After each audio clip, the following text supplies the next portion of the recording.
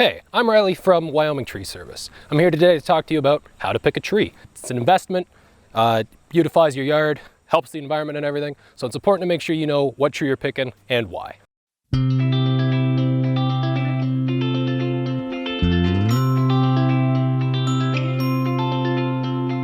So for example, we've got a poorly maintained tree here that we got from the nursery. Things you want to look for to try and avoid are broken branches, very bare branches, lack of tips and buds. You can see on this one it's only got a handful when typically you want to see them throughout the branch itself. Up here, more poor pruning cuts. They've left a long nub here when it should have been a smaller one. You can see up in the top it's still very sparse. That's not what you want to be getting from a healthy tree. You want it to be full of life, not this. And then you can also see up top here they made a pruning cut to get rid of one of the other leaders to avoid a codominant stem, which is good. You want to avoid having codominant stems. However, this was done too late. They should have tried to do this before it became that big, because now it's an eyesore. This branch might not grow properly because it might have a cavity growing on the one end of it now. So that's not what you want to try and look for.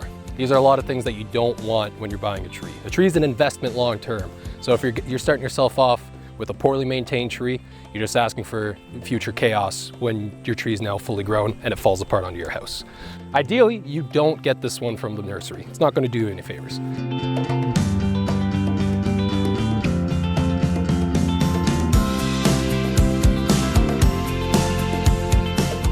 So over here, we have an example of a more well-maintained tree.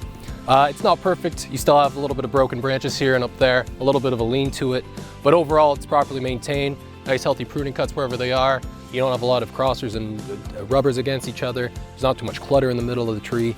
Single leader, single stem, no noticeable included bark coming in, good strong unions, and no bad pruning cuts anywhere. So this is what you'd want to be looking for when you're picking out a tree at a nursery. Now, when you're thinking of getting a tree, it's important to know, why are you getting a tree? Depends. Are you getting it for shade and privacy in your front yard? Are you getting it for some extra shade and protection in the backyard? You got a lot of wind coming in or a lot of noise coming in from a highway. You want to kind of muffle a little bit of that. Just general aesthetic. You want to increase the property value of your house and everything. Many options why you want to get a tree, but it's important to make sure you pick the right one.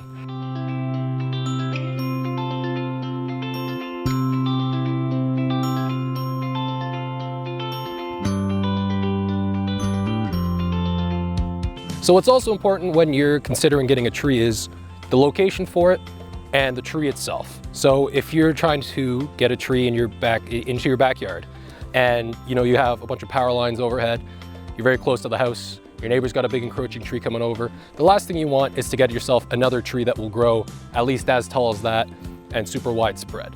So it's important to take into account how tall your tree is going to get. Do your research. So for example, this maple tree here can grow anywhere between 25 and 50 feet tall. So with maintenance, you can keep that on the shorter end of stuff. But overall, that's not ideally a tree that you'd want to place underneath some power lines, because that's just asking for future problems and money out of your pocket. If you're looking for more privacy, typically you'd want to get a little bit more of a short, maybe a dwarf type tree that's got a wider spread to it.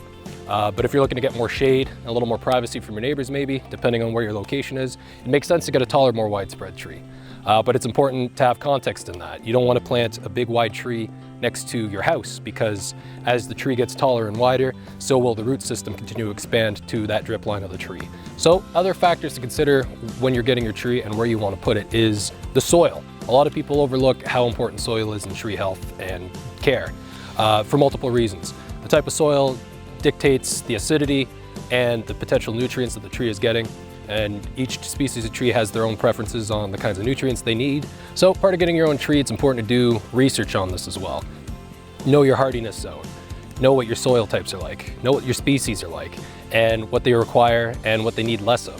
So for example, if you get a tree, the last thing you want to do is plant it on top of a sandy hill, because as you get a lot of rain coming through, that's going to be washing away a lot of that sand, a lot of that soil, and now your tree is more at risk of uprooting in a strong wind or just not getting the essential nutrients it needs anymore to maintain its proper health. The same thing is true if you have very clay-like soil.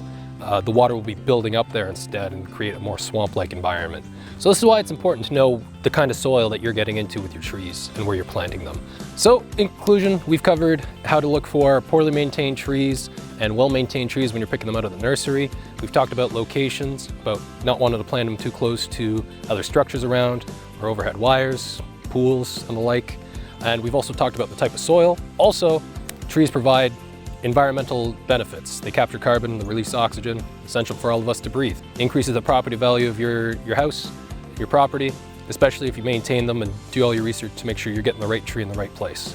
So hopefully this video has been helpful for you to identify the type of tree that you want to get and how to identify it once it's at the nursery, and different factors to consider when you're getting that tree. So once again, I'm Riley Howell with Wyoming Tree Service, and I hope this video helps you to pick the tree that you need. Thanks again for watching.